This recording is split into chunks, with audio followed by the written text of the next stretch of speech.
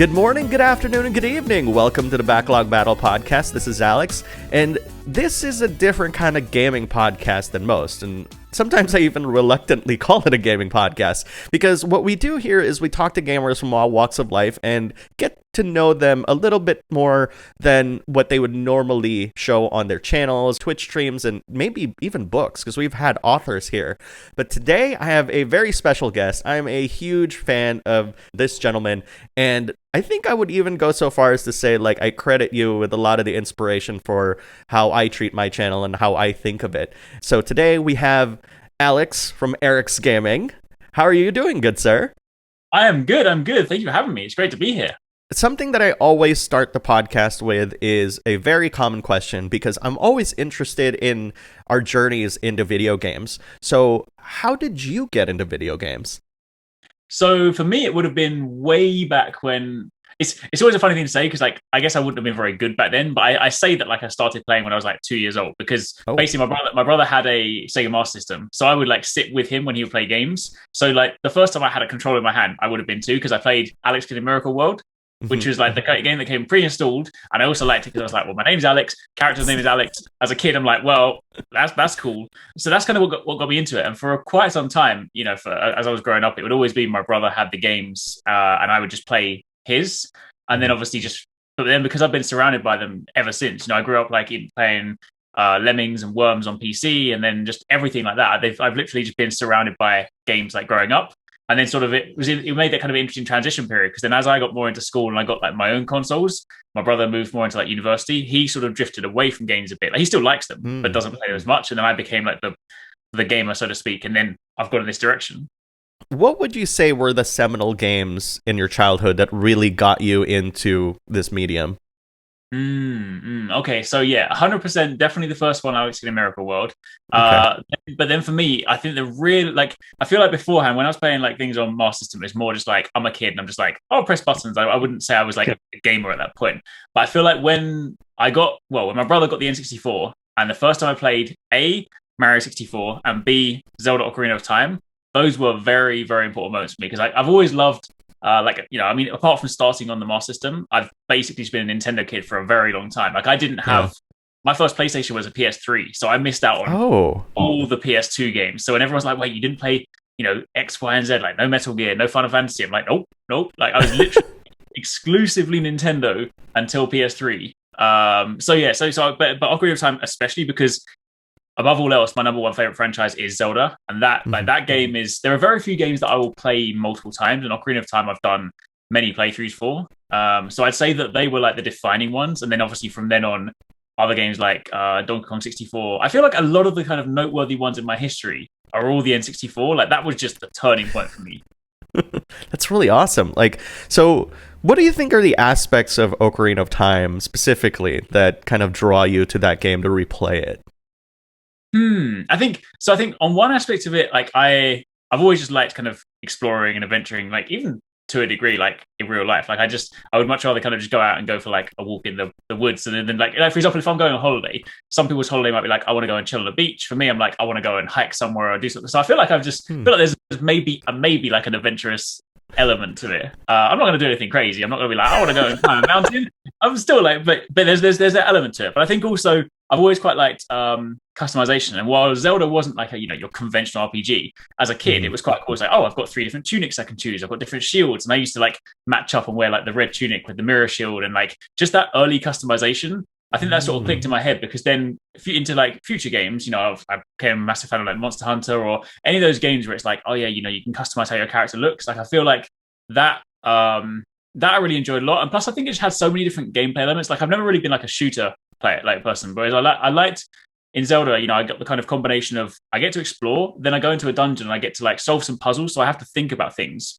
Plus I also then get to do some combat stuff. So I feel like it was just the perfect blend of like, you know, sort of gaming fun, and also just like you have to at least have some kind of sense to get through it, as opposed to just like mindlessly like, I'm just gonna shoot my way through. That is very fascinating, because it's like one of the things that you're known for is Monster Hunter, and the way that you describe Zelda is so close to how you make content about Monster Hunter, the customization, the world building and stuff. Do you feel like that's also the reason why you like Monster Hunter, because of those strong ties? I think it must have been. I honestly think it was because I feel like that was the point when it clicked for me. Because it's always the funny story. Like, so when I kind of got into Monster Hunter, it was Freedom Second, and I'd never heard of this game before. I went into back in the day when you used to like go into game shops to buy games. And I was, I was at school, so I was always trying to look for like good value.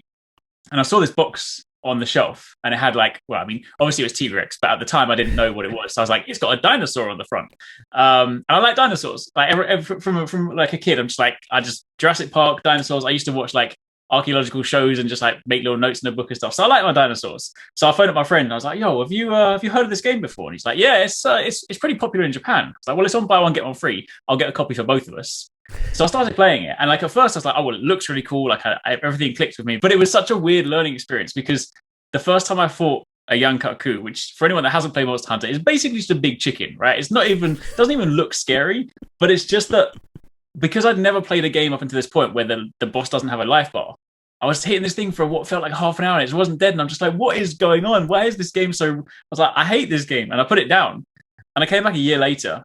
And then I finally sort of like watched the videos, understood it. But then when I finally understood it and it clicked, then like it was just a game changer, because then the whole cycle of like, oh, go back from hunting a monster, check the armor, look at all this armor I can make, look at all these weapons. So I definitely do think that sort of collect, explore, sort of customize parallel is what keeps me playing. That's really interesting. What compelled you to come back to it, I wonder?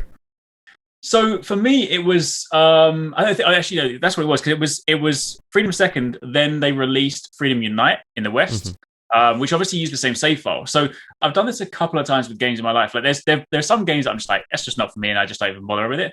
Monster Hunter and Dark Souls, the two games where like they've bested me a few times, and then when a new one comes around and I see everyone talking about it, I'm just like, I want to understand why people like this game. Like there must have been a reason I put it down, and that happened with Freedom Unite because again, like I saw the adverts for it, I saw the trailers for it, and then I was kind of chatting to friends at university about it. I was like, no, I want to understand this. And then that was so it was kind of the new release that sort of brought it back to me.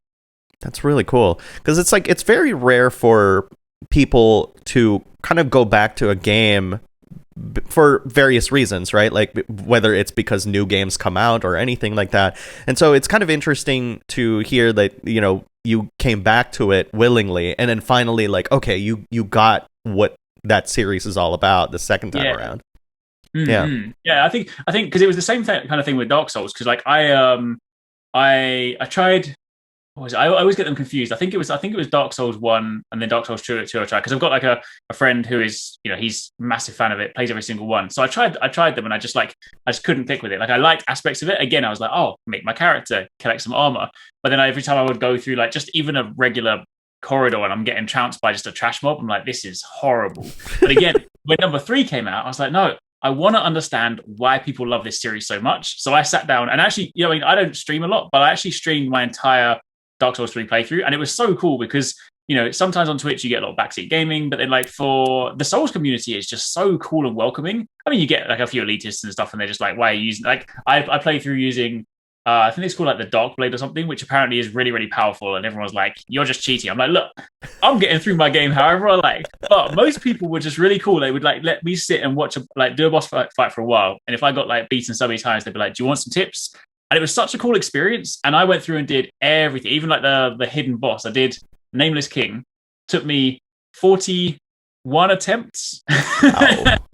I think I edited it together afterwards with literally every single death. It was a rough time. But then after I did that, I was like, I love these games. And since then, any Souls style game, Sekiro, Nioh, anything like that, I'm just like, if it's those games, I'm there. So I'm glad I did it.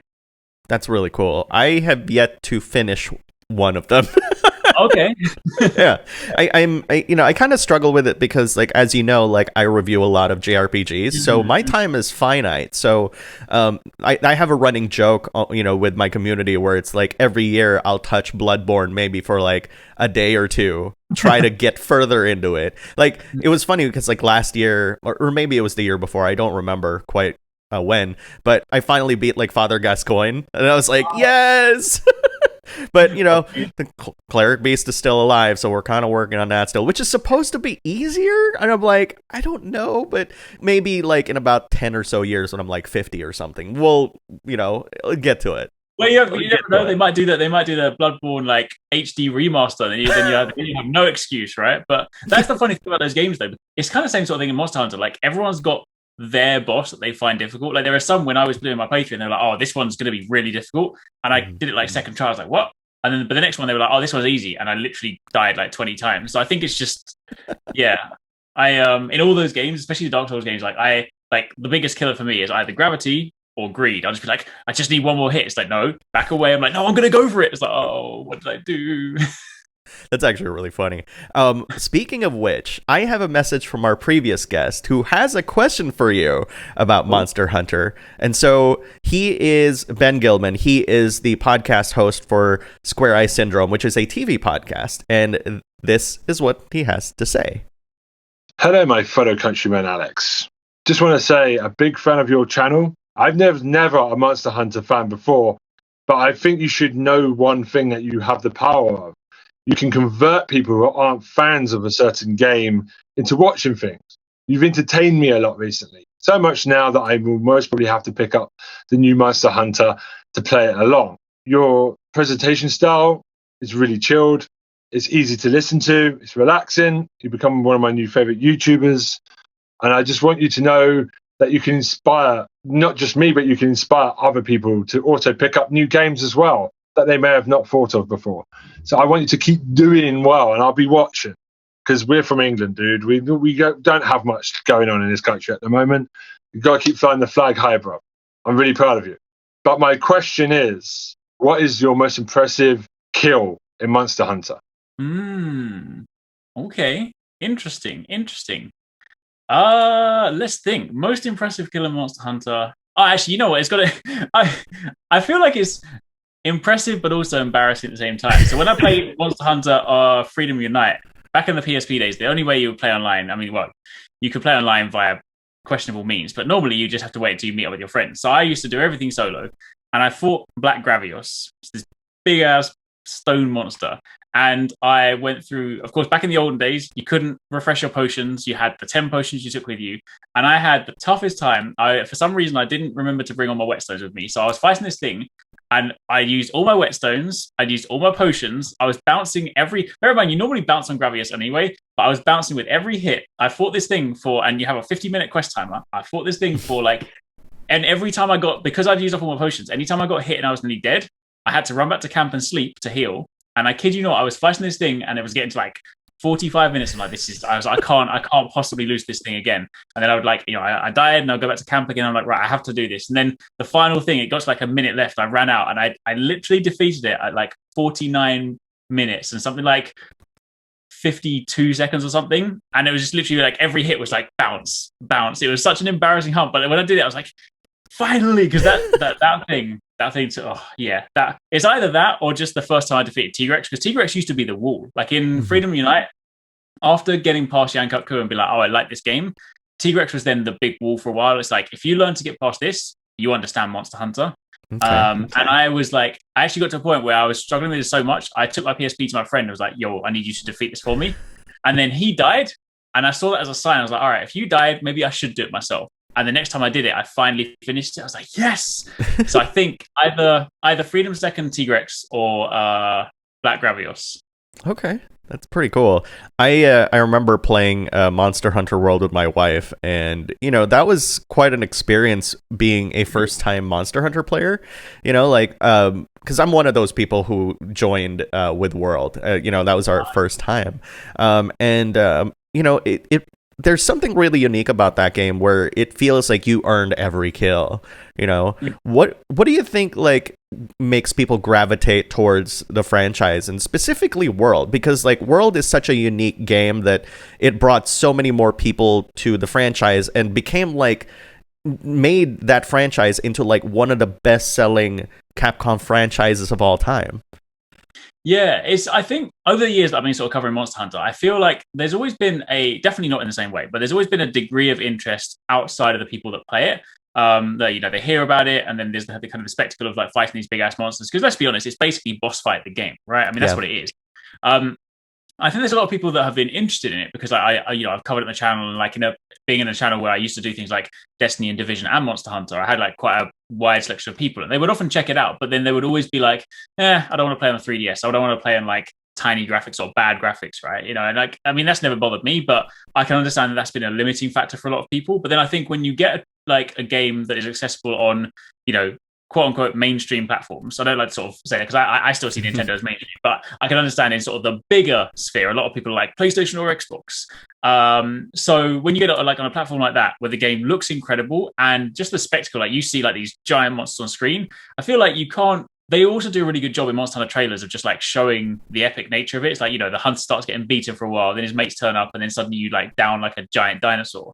So I definitely think like just the fact that the visuals were really, really good. They did a lot of stuff to try and sort of help improve the barrier to entry, because Monster Hunter used to be so difficult to get into. It's still, I mean, they still don't do a great job of teaching you, but it's definitely a lot better than it used to be. So I think that kind of combination, and just the fact that it was accessible on like what most people will deem as like their main platforms, just massively opened the doors for people. Yeah, I definitely agree. One of the things that you said just now really struck to me, which is Monster Hunter is essentially a boss fight the game. And when I think about the games that you're into, they do have that element of having that one enemy or monster or what have you that have very complex mechanics that require a bit of intuition and figuring out like how to defeat them and stuff. How do you feel about its absence prior to the PS4 era? Because, to me, like when I look at the era like around PlayStation and heading towards like the PS3, it felt as though like a lot of game developers kind of abandoned the idea of a boss battle. And then when Dark Souls, or actually Demon Souls, became popular, it kind of brought back the challenge of like, hey, video games are supposed to be challenging. Because there used to be this idea where in order for people to buy your game, you had to lower the barrier of entry. But in this day and age, now everybody's like, well, no, it has to be really hard, and for a variety of different reasons. How do you feel about that? Like the return of like complex mechanics, and because you even mentioned Destiny, and it has obviously the raid bosses have that. How do you feel about that shift in game development these days? I feel like they've always been like somewhat present to a degree, but I can see what you mean. They've gone sort of in tiers, because like I think back to like when I would play Zelda, obviously you'd have noteworthy bosses in dungeons. I wouldn't say they were like hugely complex. It was largely speaking attack the weak point when the opening presents itself. So I guess maybe sort of the nature of like, I wonder whether the limitation, I wonder whether more so the introduction these days is kind of part technology as well, because I think to myself, maybe it was the case of back in the day, adding in that complex a movement might have just been, maybe more difficult. But I think also just like as people have started to resonate more so with those style of games. Like you can sort of see that a lot in the gaming space. Like look at the upsurge of like when looter shooters came out, something like Destiny did a thing, and then like for a while that was like all we were seeing, like Destiny and Division and Anthem and like everything like that. I guess kind of the sort of gaming space evolves based around like just people's interest at the time. I think people just don't really appreciate that. I think while there definitely is a sort of interesting discussion about like difficulty and kind of having that balance between accessibility, I do think there are some people that like really like that challenge, because it's part skill and part almost like a puzzle, right? Like when you first fight this boss, it's like that learning process is super rewarding. So I think it's definitely just like developers like realizing maybe sort of where that line is that you just sort of tread, and like working out the difficult balance between fun but also not just like too easy kind of thing. Let's backtrack a little bit, because there's a gap between The Legend of Zelda, Ocarina of Time, and Monster Hunter. So what games did you play in between that period? Really, it was, I mean, again, it was basically just a lot of like Nintendo stuff. So it would be like Ocarina of Time. So I had like a load of games on N64. I played like pretty broad selection. I used to play like GoldenEye with my brother, games like Blast Corps, Mischief Makers, Bomberman. I played like a lot of like 3D platformers back in the day. So I loved Donkey Kong 64, Mario 64, Bomberman 3D, or was it Bomberman 64? I can't remember the name. So there was that. And then I transitioned into getting like my personal first own console that wasn't my brother's to share was the GameCube. So I got that, and then of course when that one came out, I had Ocarina of Time Master Quest, so I could go back and play that backwards. That was actually the first time, even though it was on N64, that was the first time I played through Majora's Mask, because I got the kind of the collection edition that had all of it.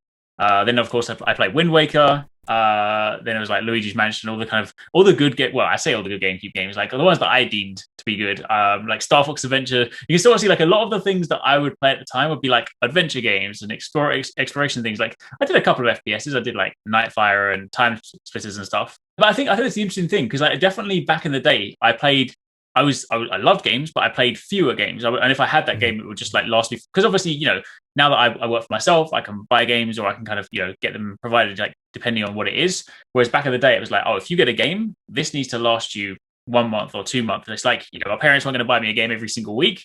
So I definitely played fewer games. And then of course I moved on to the Wii. And then again, that was like Twilight Princess.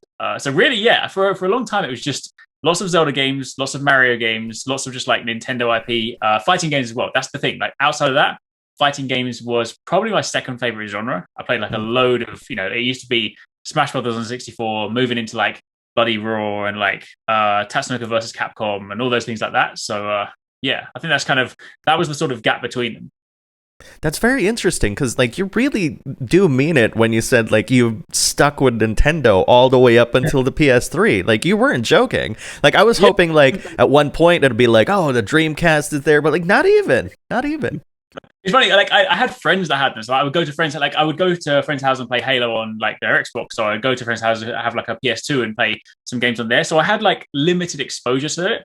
But no, genuinely, it was just like because again, I guess back in the day, like it wasn't like I had YouTube to search and things like that. So I guess it's that sort of thing where you keep yourself in the bubble, where it's like, oh, I like Nintendo. So then I used to buy Nintendo gaming magazines. And I'm like, I might as well have not even known the other things existed. And also when you're a kid at school, you kind of have the sort of silly like console war alliance. I'm like, no, Nintendo's better than PlayStation. I don't want to touch PlayStation. I was like, PS2, you can only have 2 controllers. GameCube's got 4 ports. I used to just like do this little battle list and be like, no. So I had that alliance for quite some time. It was actually literally when I went to university, which is quite crazy because that would have of course been me like 18, 19, but that would have been when I met 269, who is of course the person that like co-founded Arex Gaming with me, and he was the person at the time, like he had all the consoles, and he was like, now you need to have you should like get an Xbox. And actually by that time I had a PS3 because my friend got me to get that as well. But then outside of that, he was just like, get yourself an Xbox, that's where all the good games are. And then I started to be a multi-platform gamer, and from that point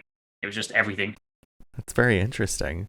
So how did you then transition from being a gamer to being a content creator? Because correct me if I'm wrong, but like Arex Gaming, the current channel wasn't your first channel, right? Like you had another channel that you started like that's correct. with. Yeah. So you've been around since the beginning. Wow, okay. That's impressive. Yeah. So how do we get there? So so from university, I went to university to study like game design. So then I left there, and then I actually went to work at Microsoft for 3 years. So I started by moving into test, and then I moved from testing to production. While I was there, obviously myself and 269 were both there. We basically had like a games library where we could just borrow games. So at the time, 26 he was just like, we should upload some gameplay. We should make a YouTube channel. I was like, all right, why not? He's always been the ideas man behind it. I feel like if you kind of describe it as like brains and brawn, like I'll get some stuff done, but he's the mastermind sometimes. So he was just like, we should do it. And at the time, I was I didn't have the confidence for camera or anything like that, so we just used to upload raw gameplay. And that original channel had the Asura's Wrath playthrough, which still baffled me. To like 3 years after that game came out, people were still watching it because I think it was so good because Asura's Wrath, like every chapter was like 20 minutes. So it's like watching an anime episode. And those videos, considering that it was basically a channel that we just created that had like no subscribers, those videos did hundreds of thousands of views. And I was just like, why? Like there's no voice, no editing. Like literally I was just like start, end. I don't think I even cut stuff. I think there was like pause menus in it and stuff like that. It was just literally like lazy uploading. But I did it. And then we sort of started on there. And then the first year was just like uploading like raw gameplay. We imported like the PS Vita, and I had like a camera pointed down so I could record like shoddy videos of that. And then sort of, wherever you kind of got into the second year, we're like, all right, maybe we should start trying to like do some VO and do a few little guides. It was still very difficult for me at the time because I was still super shy on camera. Like every other word was like but then fast forward to, you know, we started to finally kind of get the stride, and I feel like it was interesting because it happened. We were still running this channel while we were at Microsoft, and then I made the transition from test to work in production. So Xbox One had a video platform called Upload, so I went over to be like a producer on that. And then because the team was so small, we basically had to do everything. So I also had to do content creation for that. So I was basically spending my workday content creating for Microsoft to then come home and make videos for YouTube. But it taught me a lot because I worked with like a camera crew there, and then they used to like, one of the camera guys there, like, he was such a great guy. He would give me loads of tips on like how to be more confident in front of the camera and how to like slow down and speak and stuff. And then that sort of all that stuff happened. And then fast forward to like the end of that, when Microsoft kind of they didn't need the team anymore, and they basically sort of, you know, got made redundant. I was like, you know what? I'm going to just try it for a year. I'm going to like go full time on YouTube for a year, try and make it work. If at the end of the year it's not working, I'll go and find another job. And luckily we went from 14,000 subscribers to 100,000. Wow. So it just seemed to, I mean, admittedly we got the timing right because that was also like alongside Destiny. So we literally kind of like, I almost went full time at like the perfect time. But yeah, then I was like, all right, it's working. And at that point, 269 left Microsoft, and then we both went full time, and then the rest is sort of history. Yeah. It's such an amazing story because it's like, you know, like to kind of share a little bit of my journey and stuff like that. My first year obviously wasn't as great as that. I just literally hit like 10,000 subscribers recently, and I'm like 4 years in. Yeah, and it's no mean feat to get, you know, to get any subscribers of any size, you know. And I think what's actually really fascinating about your work is that, you know, and just to let you know, like I have, you know, gone through the entire history of your channel. I'm very familiar with it, and you've experimented with a lot of different kinds of videos, but really like you found very quickly that your bread and butter is like helping people, you know, kind of understand the games that they play. And I refuse to call them guides, first of all, because I think there's more to your videos than just being a guide. Because when I looked at your Monster Hunter World videos, for example, I almost, this is kind of a funny visual, it almost felt like you were holding my hand through like, hey, here's like how you used a greatsword or the hunting horn and that sort of thing. And it felt like by the time the video finished, I had a pretty good grasp of, you know, like, okay, now I'm in front of the game. This is what Eric said. Okay, let's freaking implement it. And it just kind of clicks. And so I just wanted to kind of recognize that, because I think a lot of people say like, oh yeah, I always watch Eric's guides, but I've never really seen it as that, because there's so much of you that comes out of these videos that it's like, for me personally, like the reason why I come back is because of you and the rest of your crew and stuff, and 269, like, you know, being in these videos. It's like, I wonder what they're up to. It's almost like, even though you don't purposely make it sound like it's a way to catch up with what's going on with you, it kind of does in some ways. Yeah, I can see what you mean. There's definitely, and that's actually really nice to hear, because that was something that I struggled with for quite some time. Because the reason we kind of sort of got into informational stuff is because I'll always say, like, when it comes to games, like I'm like an average gamer. Like I'm not really good at games. Like, you know, I know Monster Hunter and I can defeat everything on my own, sure, but like, am I a speedrunner? Like, no way. Like, if I play like a shooter, like I'll be negative KD no matter what. Like it's a running joke among my friends. Like, I think I'll always have like a 0.4 KD or something, and they're just like, how do you do this in every game? I'm just like, I don't know. They're like, because you run around the corner. I'm like, yeah, but I have this picture where one day I'm going to run around the corner like Rambo, and I'm just going to like shoot everyone, take them all down, and like it's going to be the best clip. And they're like, has that worked for you yet? I'm like, no. Like, I'm still going to keep trying. So like, I'm not great at games, but I feel like the thing that I do know is like I know how to play them, and I feel like I can. The thing that I've always try my best to do is like being able to at least explain seemingly complex stuff and just make it accessible. So I feel like that was sort of what we found for like early on, was sort of just our thing. And I think also part of the reason we got into it early as well is because I'll watch some content sometimes, or like I might watch content for, and again, this isn't sort of to say like other people don't necessarily do good jobs, because there are plenty of like fantastic channels out there. But sometimes like I'll be playing a game and I haven't covered it, and like for recently it might be like a Souls game or something like that, and I'll be like, there must be a guide from someone else on this. And sometimes just like the way that some people will structure guides, and again, everyone's got different content style, that's completely fine. But for me, I have quite a short attention span. And I'm like, I need to know very quickly how to get something. And when it's like, here's like a really complex Dark Souls guide, and it's like 20 minutes long, and I'm just like, can you tell me this in a minute, please? So I think sometimes, like early on in our sort of career, I was like, we have to sort of try and find a way to do guides in a way that I would want to watch them.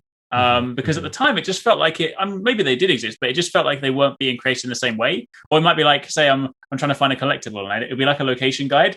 And to me, it's something that seems so simple. It's like, all right, if it's a location guide, my structure is the first thing I'm going to do is show you the map. I'm going to zoom out, then I'm going to zoom in, then I'm going to look around the area so you know exactly where I am. But some of them at the time, it's like they'll just stand with their face against a tree and they're like, I expect you to know where you are. I'm like, how am I supposed to use this video? So there were loads of things that were just frustrations for me when trying to just search for content. So I think that has sort of shaped how we've done stuff. But yeah, I think moving forward, it's nice to hear, because early on, I always thought like it was quite a struggle because we never built the channel with like personality first. Or at least I didn't think that I was, because I was always like, I'm just going to give you news, give you information. I'm like, I know people are coming here just because they want to know something. They don't really care about, what I have to say.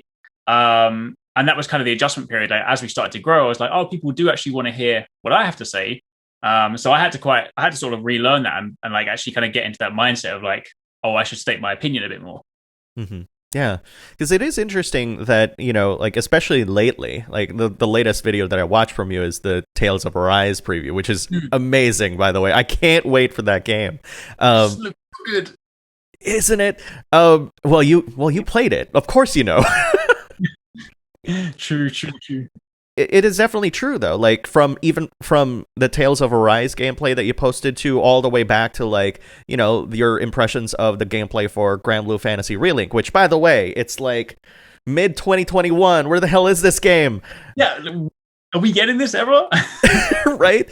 It's really fascinating because it's like, you do express a lot of your opinions in there, and I think what's also really cool about it is that you don't get too mechanical about it too much. Like, you do kind of explain some of the nuances and the minutia of the combat loop, so to speak, but you also kind of infuse your own opinions, like, ever so kind of smoothly, for the lack of a better term.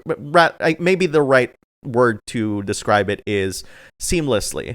And I think what's actually interesting is like when you said that you were trying to make videos that were kind of concise and stuff. That's actually like why I love your videos. Is it is concise. Like if I wanted a guide for a Monster Hunter game that won't take half a day, like I go to Eric's Gaming. Like it makes a lot of sense. That being said, though, that's not the only venture that you've had, because you also have video games and also Endgame, which to me, like when you debuted Endgame, I was like, I want my merch to be like that someday, like that is so incredible. But I do want to kind of talk about video games, though, because this is another passion of yours. And I want to kind of talk about this in a way that people can relate to it, because people don't know this, but I am in your Discord and I ask you questions about health and fitness and all that stuff because it's really helpful. I know the answer to this, but the people out there might not. But when did your fitness journey start and why did you go through it? So it started in 2016 for me. So I just used to be like really, really overweight. And it was kind of that period where for like a long time, I feel like I'd kind of gone through that thing where, you look in the mirror in the morning. I was like, oh, it's fine. I would like specifically wear like, dark clothing and just the things to try and like hide it from myself. And then there was one day when like I had that moment of realization where I looked in the mirror and was like, I couldn't pretend to myself anymore. I was like, I need to do something. And then it was actually specifically Pokemon Go that made me do this, because weirdly, I was going out catching Pokemon and stuff, and then I had this random realization moment where I was like, wait, if I can go and walk for 2 hours to go and catch a stinking Pikachu, I can go to the gym. So I tried this many times in the past. Like I signed up to gyms, but I'd always do that thing where it's like, oh, I'll sign up to this gym that costs like £10 a month, super cheap. So that way, if I end up not going, I'm like, well, I've lost like what, $10, $15. It's nothing, right? Yeah. So I was like, no, I'm gonna set myself up for success. So I signed up to like a health club near me with one of those like expensive memberships. But I was like, if I go here, it's not cheap, and I shouldn't really be spending this much money here. It's like, but if I'm spending it here, I'm sure as hell not going to go throw this money away. So I did that. I signed up to a personal trainer, which was another cost. But I was like, I'm gonna put all these costs out here so that it's just gonna like force me to keep going. And I think it's also because like I'd never had that understanding before. So I'd always just assumed, all right, I want to lose weight, I'm going to have to spend time on a treadmill. I hate running. I hate cardio. Even now, I love fitness. I hate running. And And it was just seemed to be perfect because like I had that kind of induction. I spoke to them there. They're like, "What do you want to do?" I was like, "Look, I want to lose some weight. I want to build some muscle. I hate running." And they're like, "Oh, we'll sign you up with this PT, who's like now a friend of mine, but he's a strength and conditioning coach." So it just so happens he was like, "All right, you don't want to run? We're going to lift weights." And like very, very quickly, I fell in love with it. I won't say it was like instant because initially I was obviously still doing some basic movements, and early on it was, I really wish I'd filmed it because early on it was like a super struggle. Like I couldn't do a single press up. I was struggling to bench press like just 4 kilogram dumbbells. It was weird because I'm a big guy, like I'm 6'3", and at the time I was really big, and the fact that I couldn't move anything just goes to show that I just sit at my desk and it was crazy. So but I very quickly started to like fall in love with like lifting weights and stuff, and the fact that I did that paired with just like good nutrition, and I started to get all the results that I wanted without having to set foot on a treadmill. I was like, this is great. And then suddenly it became like a thing that I had a passion in. Like I was going on YouTube watching videos, like hours and hours of videos. Like I wasn't watching gaming videos. I was like watching videos like how to bench press, how to deadlift, how to do this better, watching like science videos behind like the most optimal way to build muscle. And it was just consuming everything. And then just like, because I got so interested in it and I started to make this progress, I was like, I want to start incorporating this into everything that I do. So that was kind of how like it started for me. Mm-hmm. That's really interesting because, like, you know, when I started as well, like, actually, my fitness journey kind of started around 2010, 2011. It's actually really far back, and of course I kind of regressed on that. But what's important is, like, during that time I kind of did what you did, which is to hire a trainer, because you are right, like we have a lot of assumptions about fitness that when we get into this that are kind of outdated in some ways. For my wife, for example, like, she believed that doing cardio was like the best way to lose weight. But when my trainer got to me, she basically told me, like, look, cardio is part of it, but part of it is also like muscle building, you know? And of course I was like this cocky kid. I'm like, well, I don't want to be like freaking Arnold Schwarzenegger or something like that. But she's like, no, that you misunderstand. Like, you know, when I mean muscle building, it's not for you to bulk up. That's something else entirely. It's just that for the future, you know, like, your muscles are strong enough to be able to handle aging better, because over time your muscles do kind of deteriorate. And by doing muscle building, you will actually allow yourself to kind of, you know, stem the tide of aging in some ways. And at first I was like, oh, this is hogwash, whatever.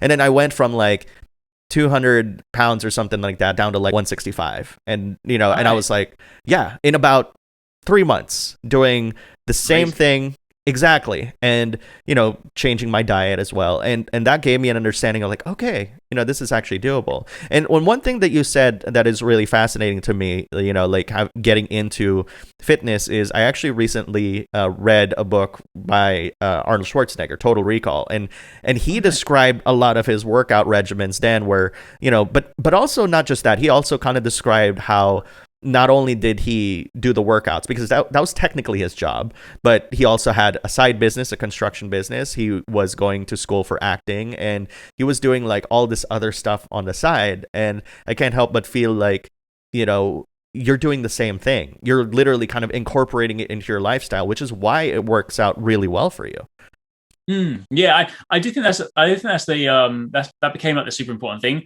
I think you know, because as with like anything, it's just like, if you have to constantly move your life around to try and make it work, it's always going to be difficult. So like, what if you can find a way to fit it in? And for me, like, because I fit it in, like, yeah, it was just a gap in my day that I would do it. It all started to click, and then also I think like the thing that I liked about it is because, and that's where video games came from.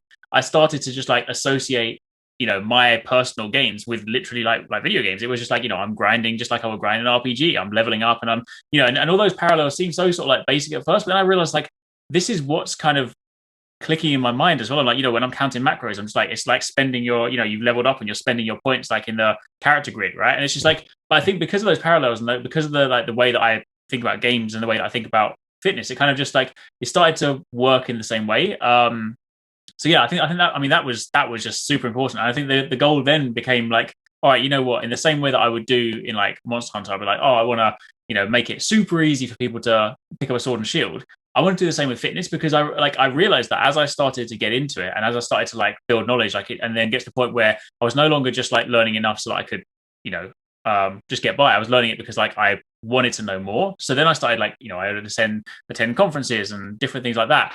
And then I would start like being able to help people around me. Like, I'd help my brother and my family and my friends and stuff. And then I'm like, people would often come to you with the typical questions like you said before. They'd be like, oh, well, I have to do cardio, or like, oh, carbs are bad, or, you can't do that. And I was like, I realize now that there's so many misconceptions out there that like, and things are so difficult. Like when I first started, it's actually almost the same as the YouTube story. Like when I first started and I would try to search for that stuff, I couldn't find the answers. It was like, oh, what's the best way to build muscle? There's like 50 million videos of just like people on steroids that are just like, yeah, just do exactly what I'm doing. Like, is that really the answer?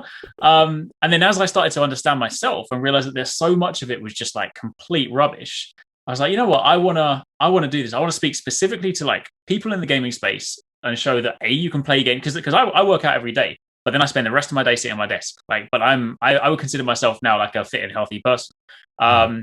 And I wanted to show people that, you can play games, you can still enjoy games for many, many hours, but you can also live this life. And I just wanted to make it as easy as possible. So if someone's like, you know what, I'm a gamer, I want to get fit, I want video games to be that place where they can go and be like, all right, here's my guide, my no nonsense guide, let's go. Yeah, absolutely. It kind of also reminds me of, again, a quote from Arnold Schwarzenegger where he said like, the day is 24 hours. You're going to make time for things that you're passionate about because again, there's 24 hours in a day. In that book, he actually also schooled somebody in college who said, like, I don't have time for everything. I have a part-time job. And of course, I mentioned to you, like, how he was doing like 4 or 5 things in one day. And Arnold was just like, you have an extra 4 days outside of sleeping that you could spend on something. What are you doing with that? Like, do something, Yeah, that's very true. Because I always try to sort of like word this in the right way because I never want to sort of come across like, oh, it's always because I know everyone's got different situations. Some people might have like family to look after and do school runs and stuff. But like the reality is exactly like you said. We will like no matter how busy you are, everyone will make time for what they want. Like even if someone's working like they work a full-time job and then they've got like family stuff to do, they've got to go shopping and stuff. They'll probably be like in the evening, like, oh, I've decided that the thing that I want to make time for is to like watch a movie. And I'm not saying that's a bad thing, but I'm just saying like everyone, if they really want to do something, and that's that's why for me like fitness became that thing because before I would do the same thing. I'd be like, I don't have time. I feel like the interesting thing about work as well, especially when you work for yourself in the content space, it's kind of like pouring water into a jug. Like it will fill the space you give it. So like if I'm like, oh, I'm going to work the entire day, it will take the entire day. So when I started to say, no, you know what, my morning, like I'm getting up at 6 a.m. and like that morning hour is when I'm going to work out. I didn't used to have that time because I'd be like, I'm too busy, but I made it. So yeah, I definitely do think, and I think it's also like, I've seen this one kind of come up a couple of times where people are like, oh yeah, it's all right for you because you create content, you work at home. I need to get up and like, I actually started doing the gym stuff when I worked at Microsoft. So I used to like get up and do it and then go to work a full-time job and then come back and do YouTube. So not trying, I hate to kind of say that. I'm not trying to sort of say like, I can, I'm doing all these things, but I just think it's important to note that like, if it genuinely is that important to you, you will find a way to make it work.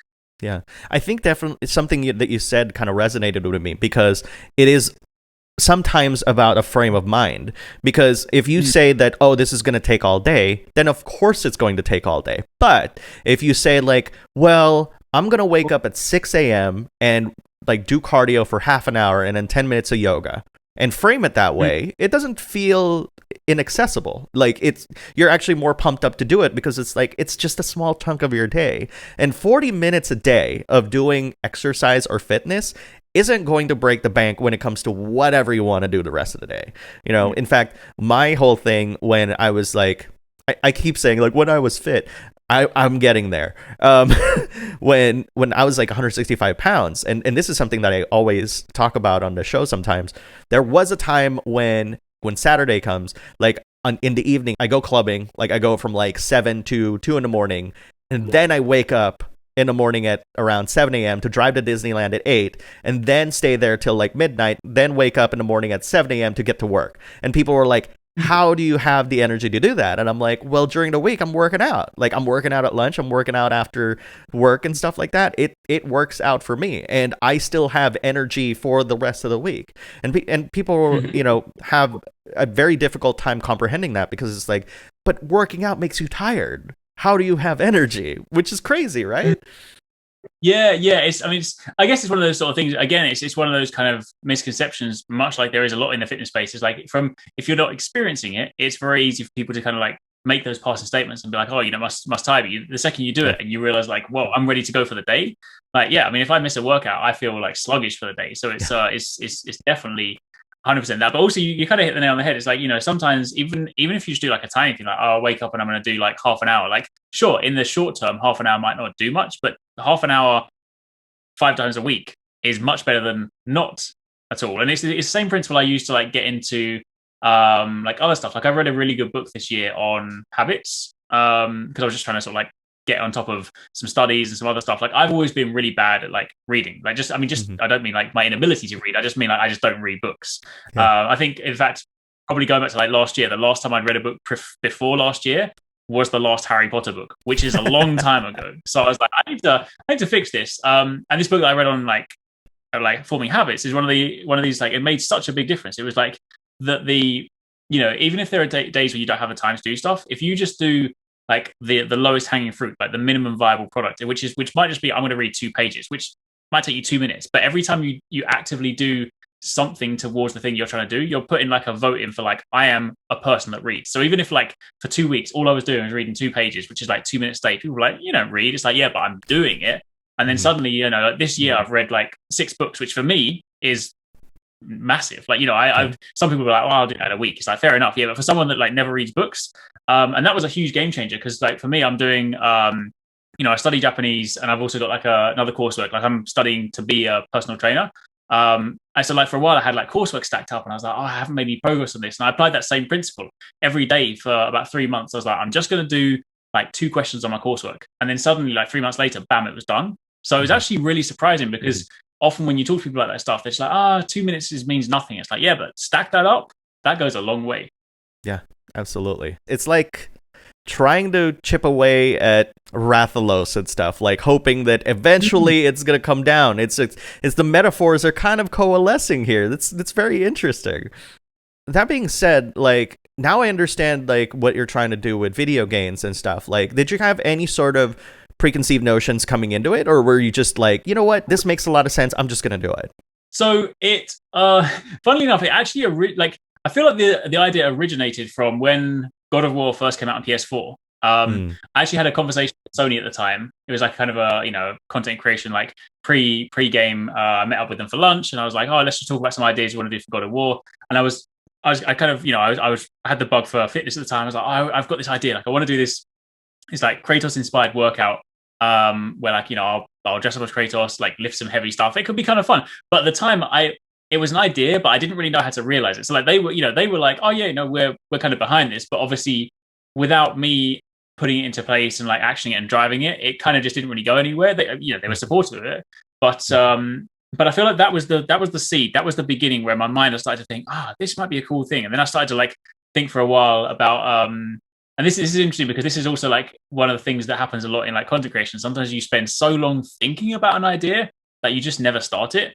So that was sort of an incubation for ages. Like I kept on talking to friends about like, I've got this plan of like, I want to like when I'm qualified, I want to like write workout plans and do like the God of War plan, or like say if someone like wants to build like I don't know bigger legs, like the Chun-Li plan, or that kind of stuff, right? And then and for a while it didn't go anywhere, and then like I hit this kind of point in sort of 2022. Like I had like a tough year in 2019, so I kind of call that my sort of 2.0 year where I had to just like get my head straight. I read a lot that year. I read a lot of like self-help, self-discovery books, just trying to sort of like realize. I went through this really weird period where like in 2019 I just didn't really know what I wanted to do, who I was, or like if someone said to me, what do you like? I was just like, I don't know. I just felt like I just didn't know anything. I was just kind of existing. So like I went in this like really hard effort to just like, I want to be passionate about something. Like obviously there was passionate about the channel and stuff, but I wanted there to be sort of more to it. So I did that. And then in 2020, I was like, this is going to be unfortunately timed because 2020 was lockdown, but I was like, this is going to be my year. But it's still great because even though it was lockdown, that's when I kicked off video games. So it kind of sort of came from there originally. And then I finally just like everything in like 2020 was just like my year to kick off like everything. I was like, I resumed my Japanese lessons. I started my coursework. We launched video games. And I was like, I'm just going to start everything because I spend too long thinking about things. And sometimes you just have to begin. And then once it started, so that was kind of yeah, that was sort of the process for it.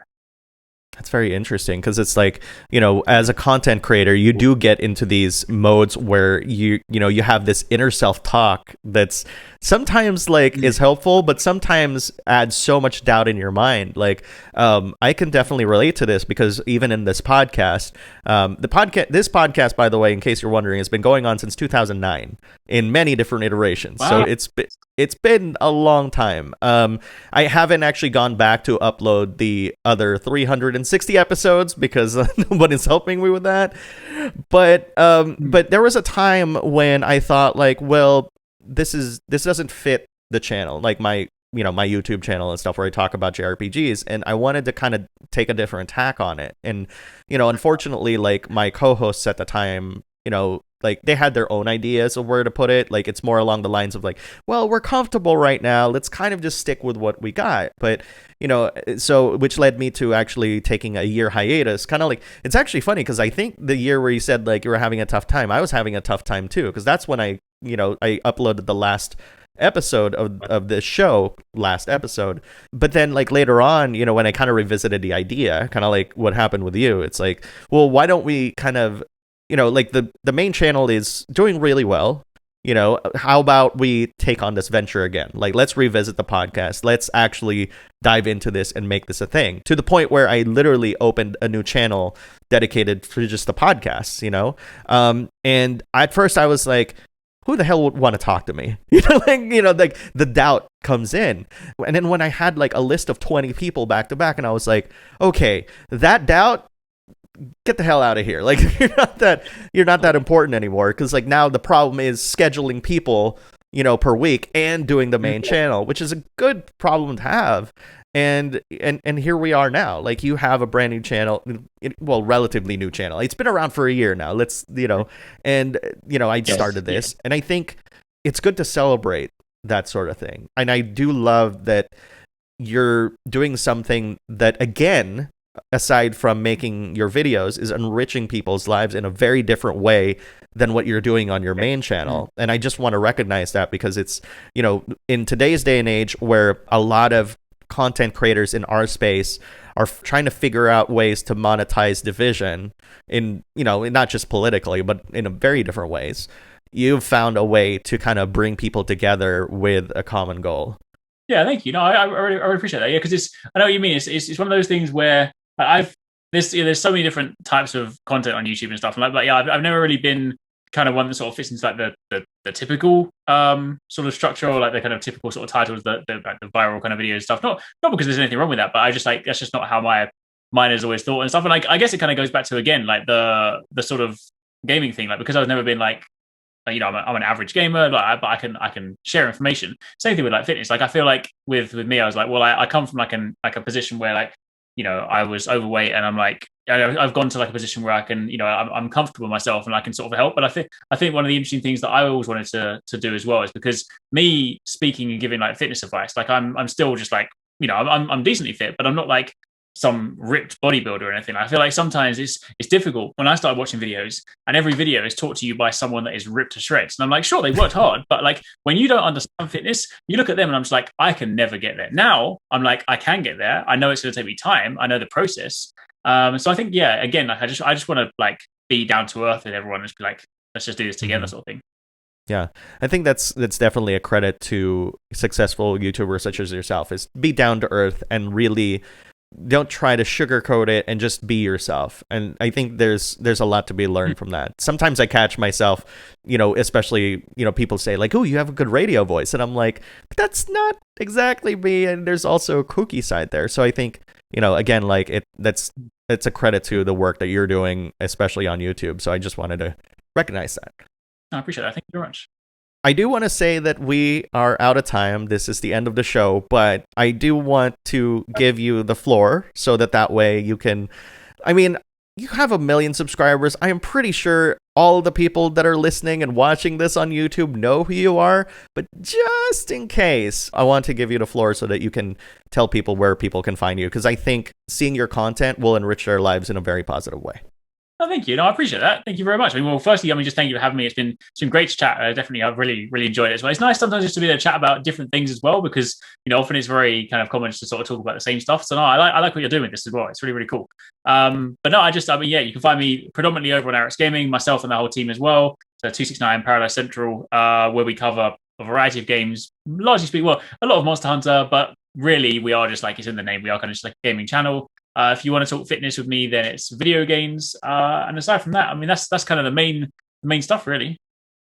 That's awesome. That's awesome. And again, thank you for being on the show. And thank you for everybody who's watching this or listening to this on their favorite podcasting software. There's always a new episode of the Backlog Battle podcast releasing every Wednesday at 12 a.m. Pacific time. Why the time? I don't know. That's how we've been doing it for the past 12 years now, which is really crazy.